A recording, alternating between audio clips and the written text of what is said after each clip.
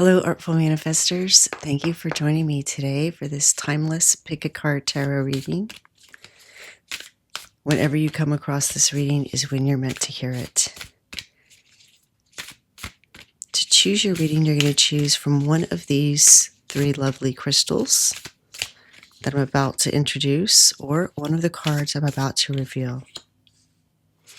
And then you'll find a link to your reading in the description box below, as well as a list of all the cards that I use during this reading. All right, for reading number 1, we have yellow citrine,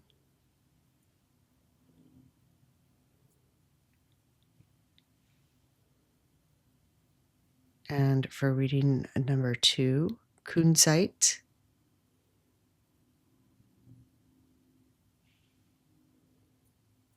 and for reading number 3, Amazonite.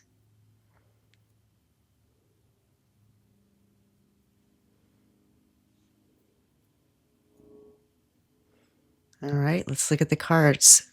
For reading number 1,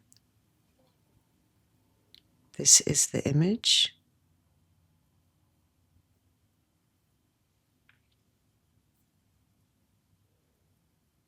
And for reading number 2, this is the image.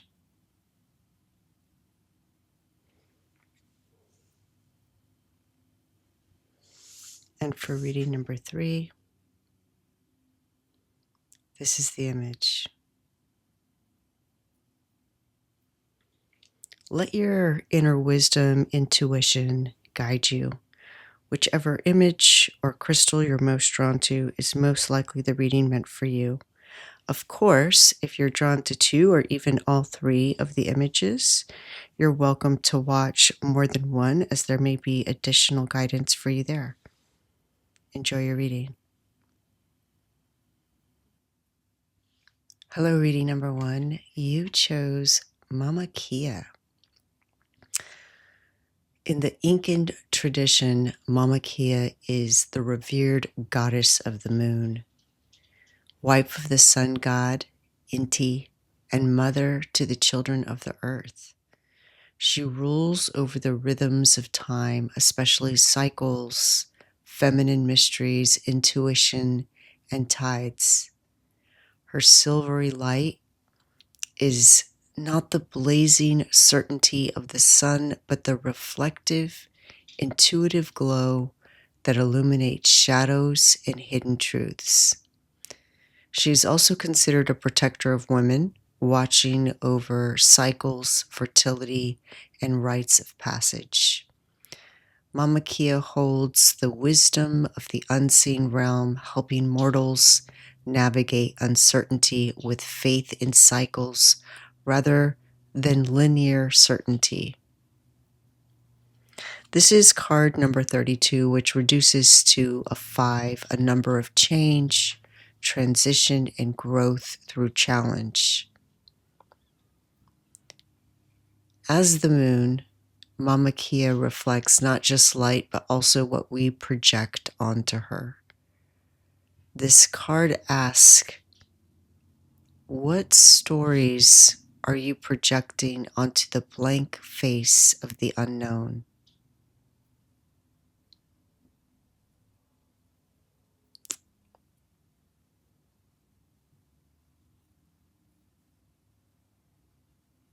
If you're drawn to this card, you're being called to trust your intuition more than logic right now.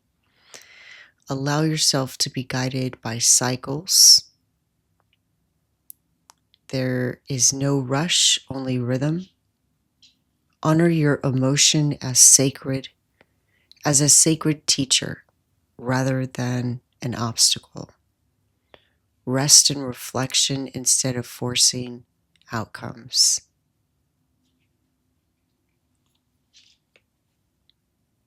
All right, and the crystal that you chose, yellow citrine, so interesting because it's connected to the sun. It resonates with the solar plexus chakra, the seat of confidence, willpower, and self-trust. It clears heaviness and brings in vitality, optimism, and motivation, almost like drinking sunlight. It encourages abundance and manifestation. It's known as the merchant stone. Citrine attracts prosperity, success, and opportunities. But deeper than money, it's about creating sustainable abundance rooted in your soul's light. It helps transmute negativity. Citrine doesn't hold on to energy and need to be cleansed like other crystals. It transmutes the energy into light. This makes it a companion for anyone moving through self-doubt, heaviness, or cycles of uncertainty. It enhances joy and creativity. Citrine opens the pathways of play, inspiration, and curiosity. It helps dissolve that less than feeling by awakening the knowing that you are radiant and you create from that radiance.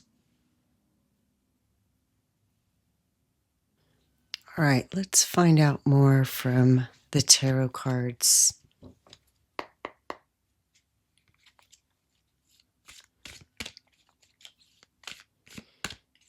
How can you honor your feelings? Oh.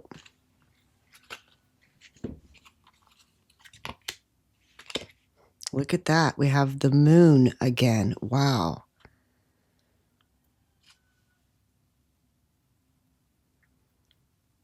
Moon on water. The Guardian.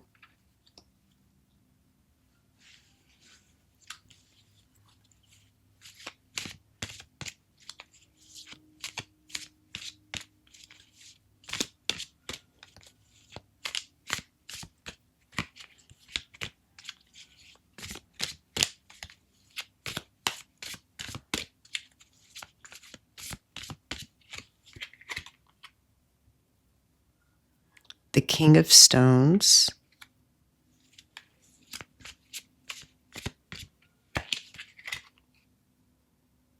And the Nine of Arrows. You know what? Let's do this.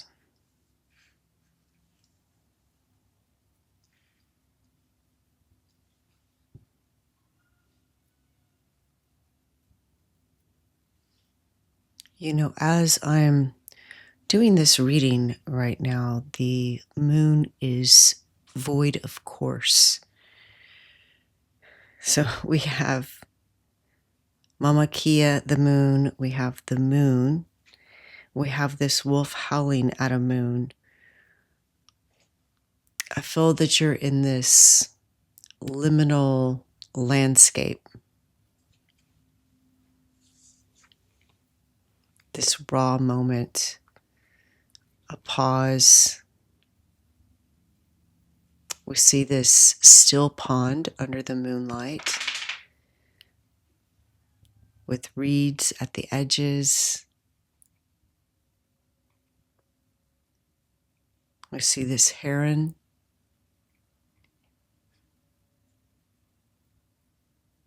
And this bull.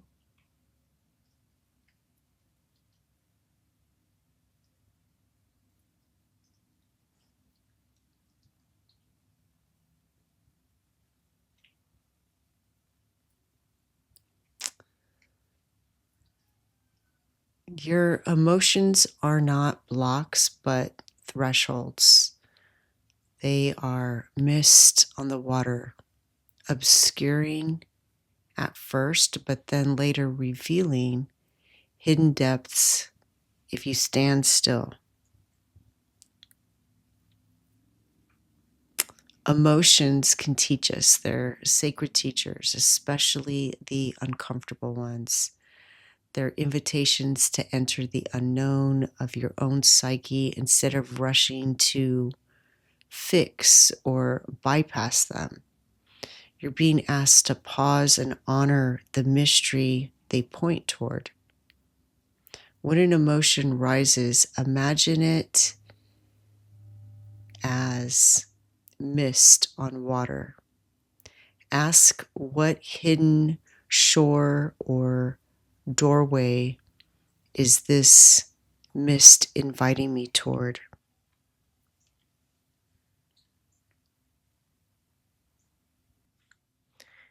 And the guardian came out with the moon. And what we see here is the skeleton of a bear guarding this cave, this threshold. Again, remember I said you were in this liminal space.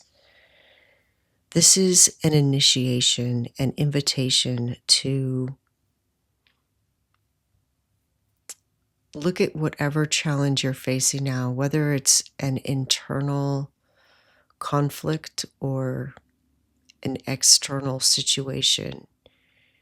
You're being invited to examine the feelings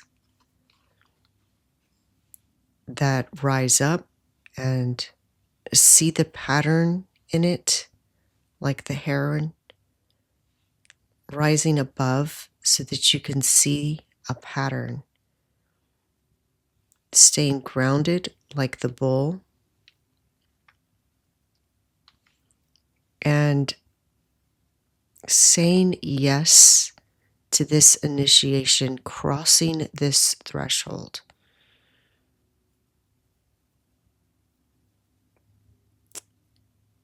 This is where instinct, fear, and shadow rise up. The guardian isn't blocking the way, it's asking, what are you carrying into the dark? What needs to be named or laid down before you pass? In many of these ancient initiations, you went through a process of clearing your energy. We have the citrine here that transmutes energy, right? So you're being asked to name those shadows, those emotions before you enter.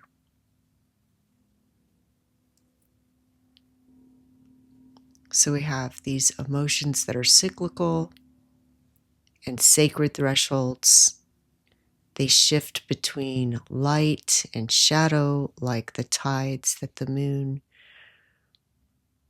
brings about. And the guardian reminds you that strong emotions often point to ancestral or survival patterns.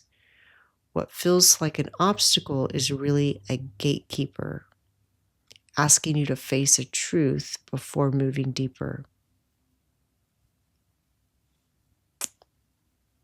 To honor your emotions as teachers, feel them in your body.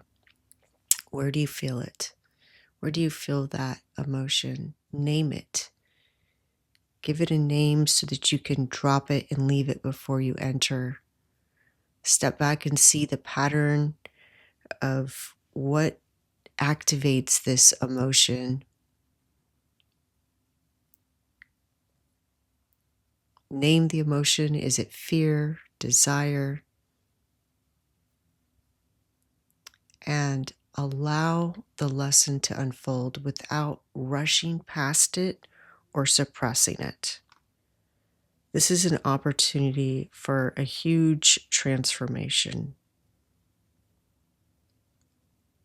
We're not avoiding our feelings, we are transmuting a negative pattern so that we don't continue to repeat it.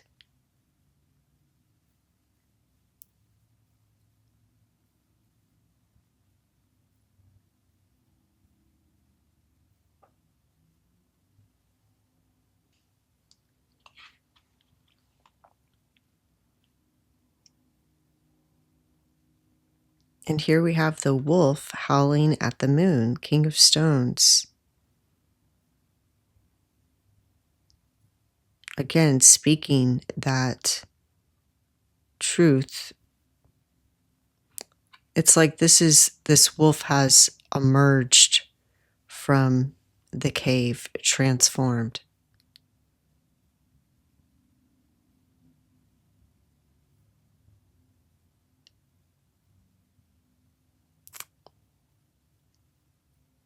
It's walking into this cave, naming anger, fear, shame, and emerging uh, as a member of a new pack whose value is courage, protection, integrity, devotion, and you can transmute by action one small deed that serves that value. You enter the emotion, you understand what it's telling you, you pause, you wait for that aha, that revelation, and then you perform one small deed that serves that value. So you set your intentions for your highest good and the highest good of the others. Lean into the emotion, the value that you want to experience and emulate, and then send that email from that place. Take a walk. Rearrange your altar, add to it.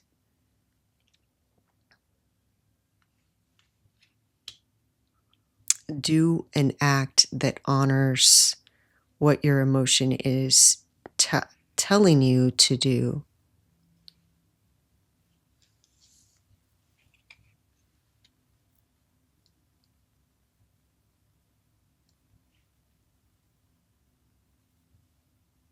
And the Nine of Arrows, dedication.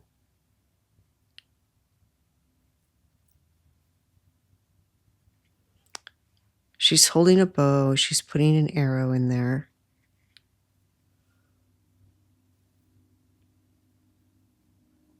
But it's like going the wrong direction, right? She's not holding it properly. It almost looks like she's playing an instrument.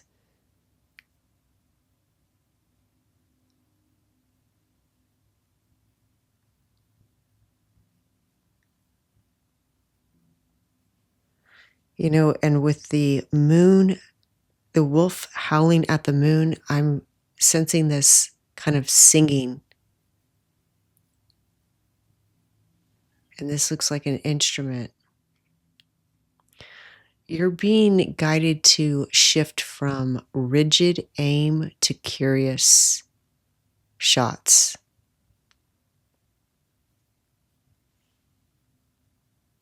So, in addition to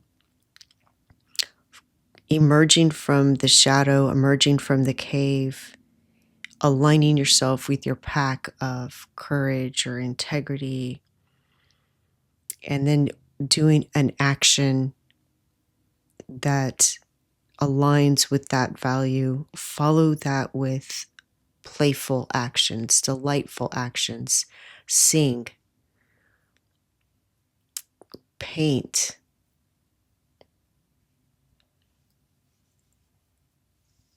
look at the clouds and name them, scribble,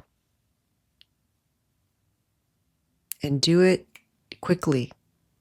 You know, change the stance. If you always aim with talking, switch to drawing.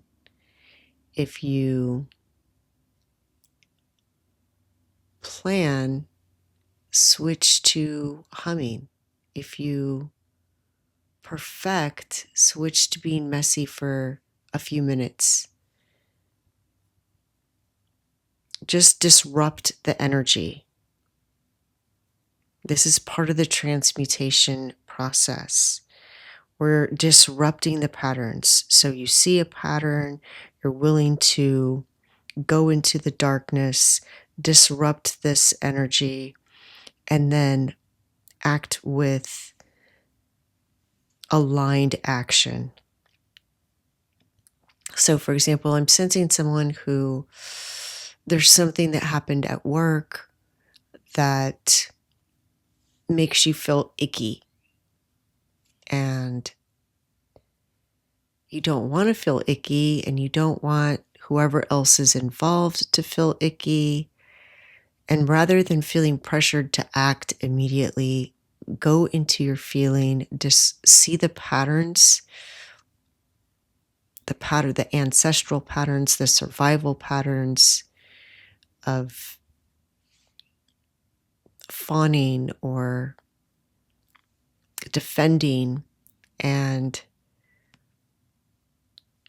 break up that pattern with something completely different, just 5 minutes of scribbling or dancing or something that you don't normally do. Rearranging something, change the energy, like rearrange your office or your living room, moving the furniture around. And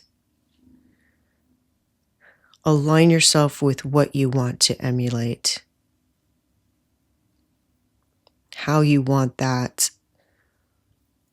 situation to be resolved, and then take action from that place. Grounded action.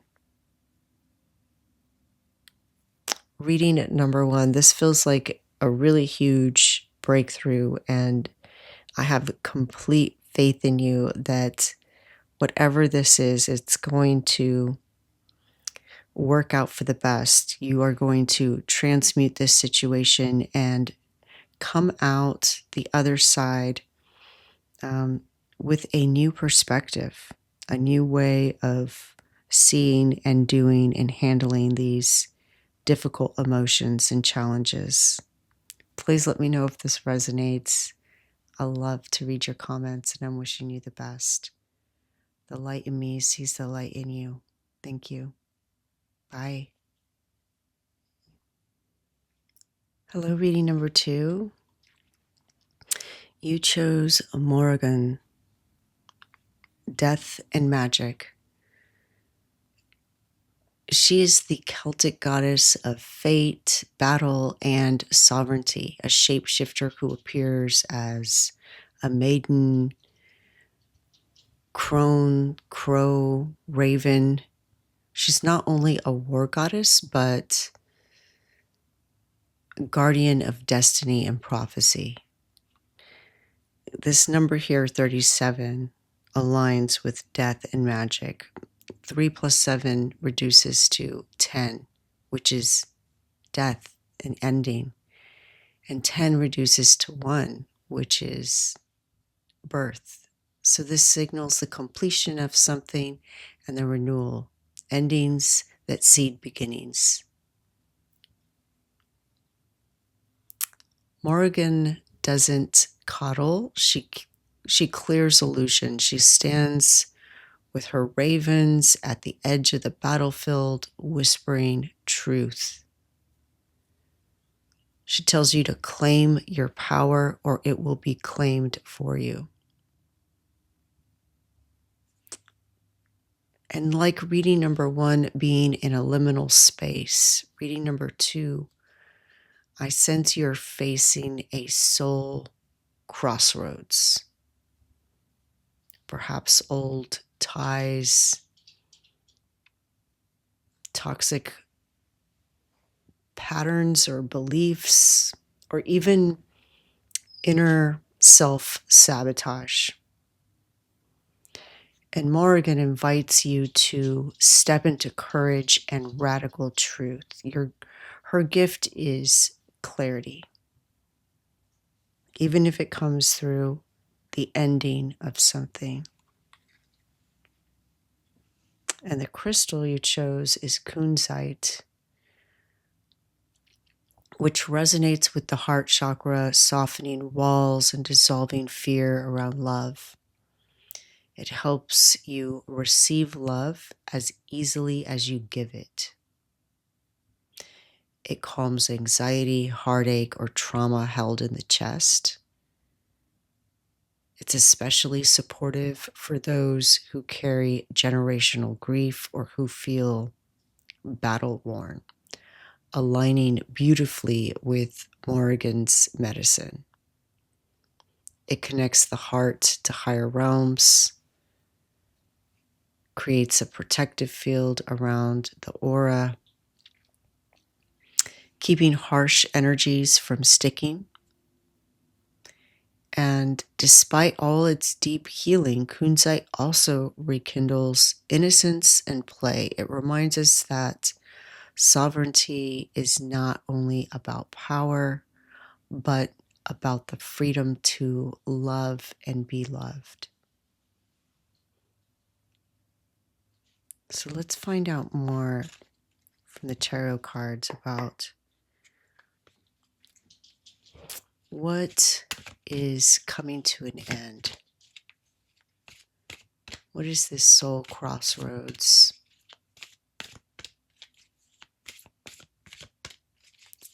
And what you can step into to help you shift.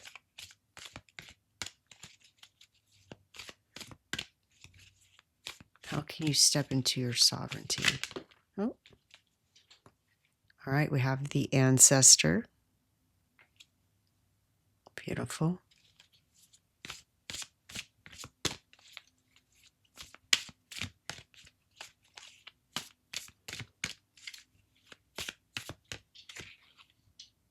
The archer.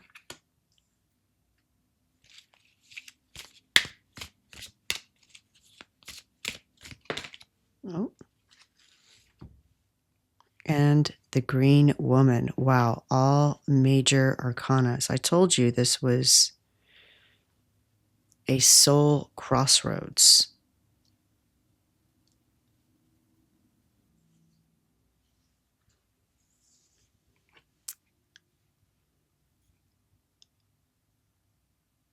Card number 5, the ancestor, shows where in your life you are still at war with yourself. We see this antlered cloak guide standing at the forest threshold. The forest is our inner world, our inner self, where we can get lost. And this ancestor guide is asking which path you will follow. Will you follow the path that has been projected onto you, ingrained in you, inherited from your family? Or will you forge your own path, a new path?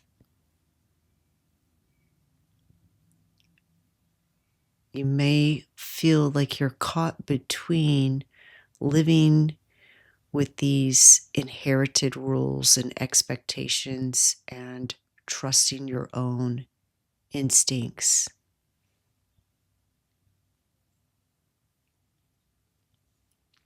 Your inner battle is with this familial and perhaps even societal conditioning, old oaths, inherited survival scripts that perhaps once protected you, but now they are confining you. So your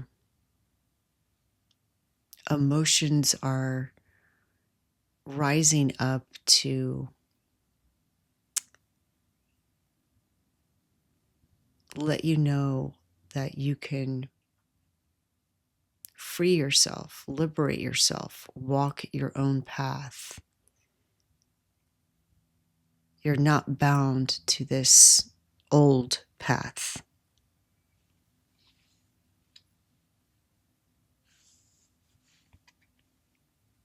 And the card, the Archer, shows what must end, what must die, so that your true sovereignty can be born.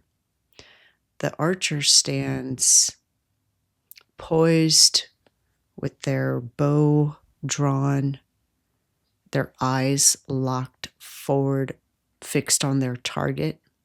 They're disciplined, they're directed.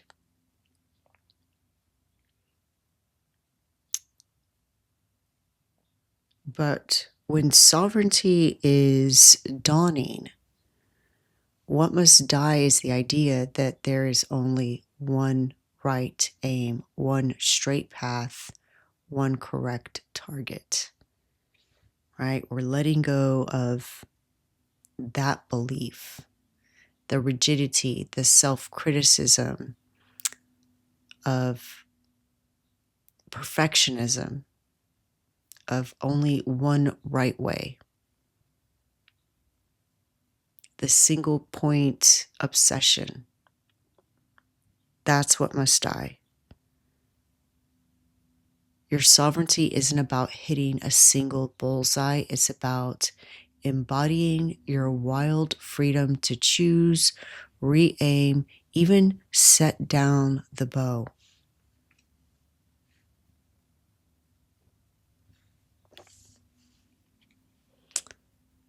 And this third card, the Green Woman, shows the power that you will claim as a result.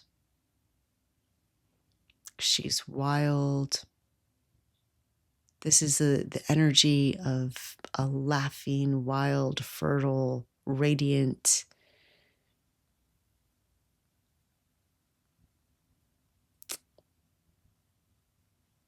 Look at her hair as vines, entirely at home in her body and the earth. This is power without apology. The Green Woman is the untamed, feminine, fertile in ideas, sensual, creative, abundant.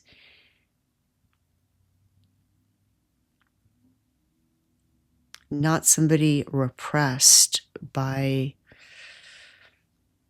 outdated beliefs.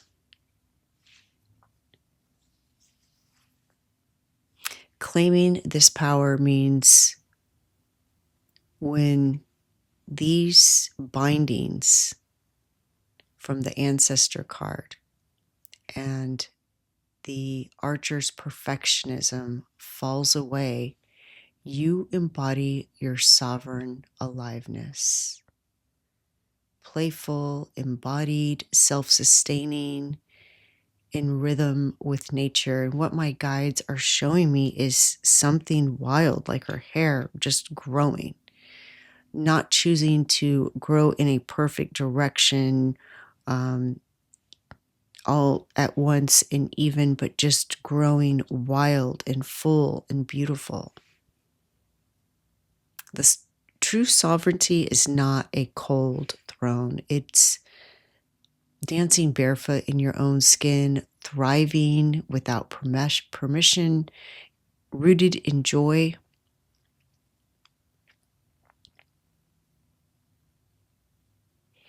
Enough war with yourself.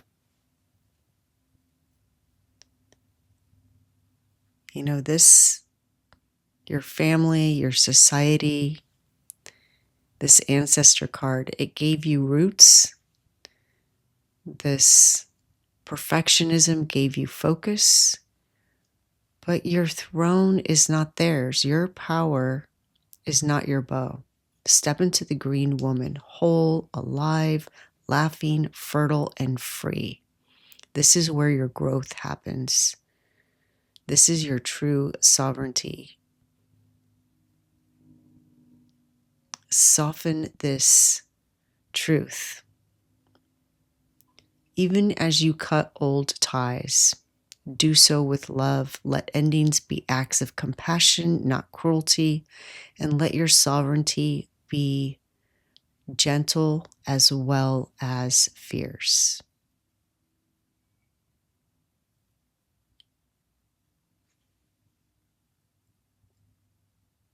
I see you putting down the bow so that you're no longer at war with these external expectations of family or society. And putting down the bow, surrendering that pressure to aim perfectly. You don't need to live by anyone else's script, just your own. And when you lay that bow down, you rise as the green woman, sovereign, free, in your own joy. So beautiful and powerful. I mean, 3 major arcana. Wow. Reading number 2. Please let me know how this resonates.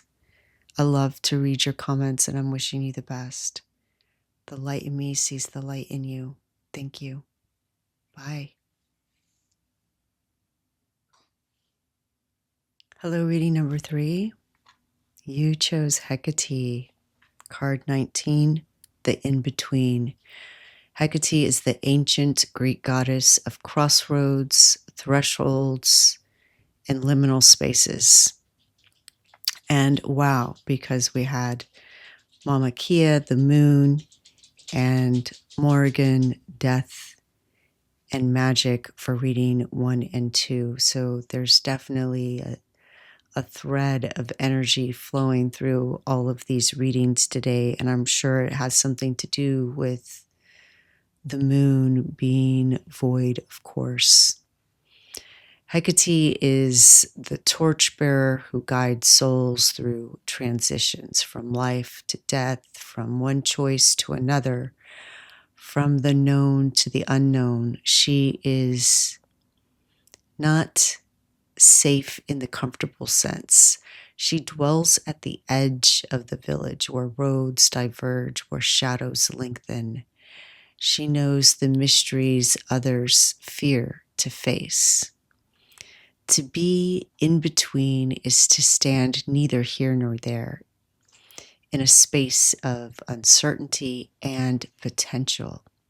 Hecate teaches that this liminal state is not weakness, it is power, because all possibilities are alive here. Can you hold the unknown without rushing? Can you stand in the doorway long enough for your deeper truth to reveal itself? I'm sensing that you are at a crossroads. You may feel suspended, unable to choose, or perhaps you're feeling pressured to rush.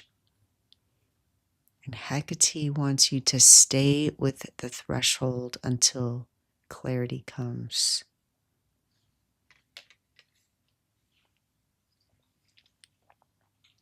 And the crystal that you chose, Amazonite, is about truth, authentic expression. It resonates with both the heart and throat chakras. It encourages speaking your truth with compassion and courage. It dissolves fear of conflict so you can voice what's real. It calms the nervous system, soothing worry, anxiety, and emotional storms, helps release old trauma stored in the body, bringing peace to the mind. It's known as the stone of harmony, balancing masculine, feminine, intuition, logic, inner, outer life, balancing dualities, exactly what's needed in liminal in-between states.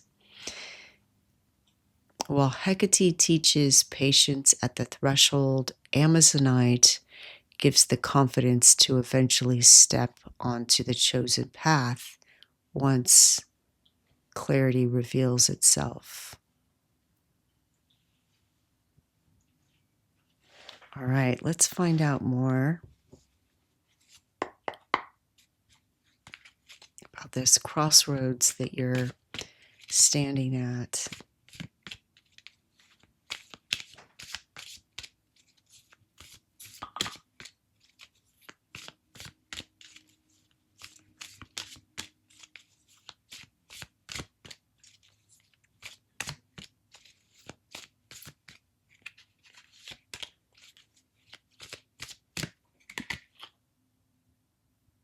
All right, we have the Six of Stones.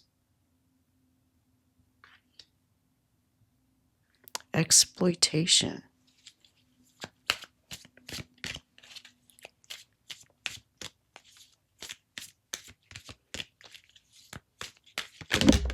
Oh, that one flew out. The Great Bear.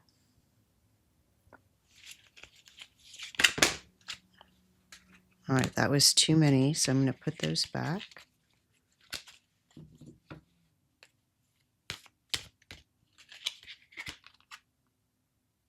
And the Three of Stones, creativity.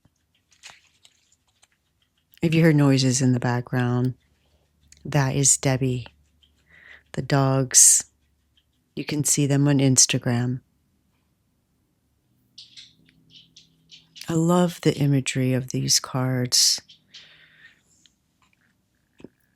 The Six of Stones, exploitation, tells us where you're being asked to release something before stepping forward. What are you being asked to release? We see these two figures whose harvest has been taken. Perhaps a bear took it, or maybe someone else. But the meaning is that you're asked to release old wounds and patterns of being exploited or overgiving. It's interesting because I'm pretty sure we had the equivalent to this card yesterday, the Six of Pentacles. If you got that reading and now you're in this reading, let me know. Where are your resources, time, energy, your emotions, your heart? Where are they being drained without reciprocity? You can't carry victimhood or resentment into the next path. If one person treats you in a way that you do not accept, it doesn't align with your personal values and boundaries, and you liberate yourself from that relationship, you cannot carry the lens, the distorted view of that person into the next relationship and project that onto them. You don't want to see the next person in the same way as the previous person. Each person is a new person. So you don't want to carry that energy forward or that resentment forward into the next path. And whether it's a person or a project, you're being asked to release that. And you can soften it by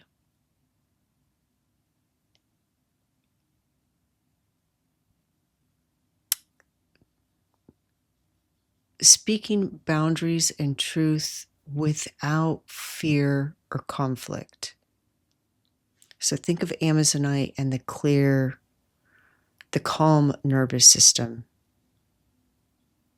So a clear boundary spoken in a clear tone without emotion of fear or conflict in it. It's not defensive, it's matter of fact. I don't do that. Just very matter of fact. It's not defensive. The threshold demands that you lay down the belief that you must keep giving even when it empties you. So both. Whether both apply to you or one, you're being asked to release that. Release overgiving or being robbed. The end result is the same. You're left depleted, right? The great bear is the wisdom being offered to you in the in-between. We see this place where you go to be in the in-between. I love that this is the card that came up. And we see the aurora above. If we could hear it, we would hear a great drum of judgment and renewal sounding. In the in-between, you are given the wisdom of rest, death, rebirth, cycles, and hibernation, clarity. The Great Bear reminds you that endings and pauses are holy. Here lies cosmic justice, the knowledge that balance always returns. When you wait at the crossroads, the world rearranges itself. And what has been unjust, exploitation, begins to be redressed. Stand still, hear the cosmic drum. Your next step is guided by something larger than yourself. In this pause, you receive the wisdom that rebirth cannot be rushed. Trust the cosmic timing.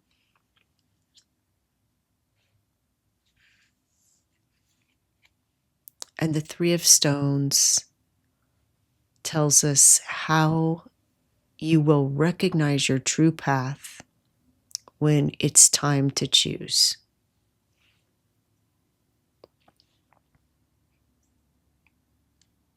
We see here a person joyfully working with earth,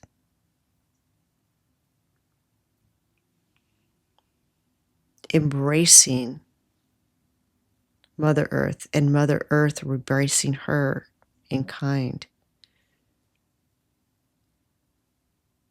You will know the true path when it opens into creative collaboration, joy in making, and sacred work aligned with your gifts. This isn't about drudgery or survival, but about stepping onto a path where your unique energy is both valued and generative. When the path feels like creation, not exploitation, that is your sign. You'll recognize your truth path because it ignites joy, collaboration, and a sense of fertile possibility. It nurtures you, and there is reciprocity in this picture as opposed to being depleted. So what a beautiful story that these cards are telling. I do see someone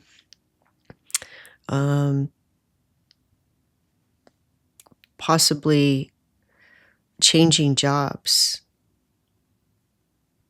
from a job that left you feeling depleted, like you gave and gave and gave, but it wasn't valued or recognized, or you weren't receiving back what you put into it, and there being a pause, and then you finding a place where it feels much more nurturing and collaborative and aligned with your values.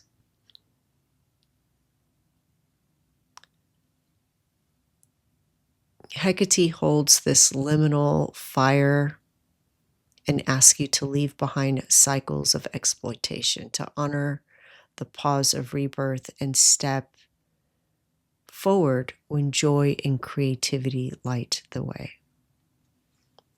And Amazonite protects and balances you in this process. It soothes the old wound of being drained, empowers you to speak and live your truth when the crossroads open. Set down the burden of being exploited. Trust the pause and know your true path by its spark of joyful creation. I see you standing calmly in the in-between until that way honors you most is revealed.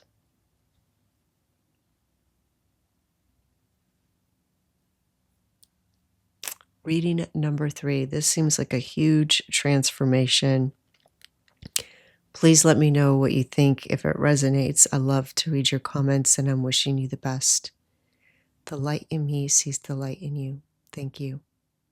Bye.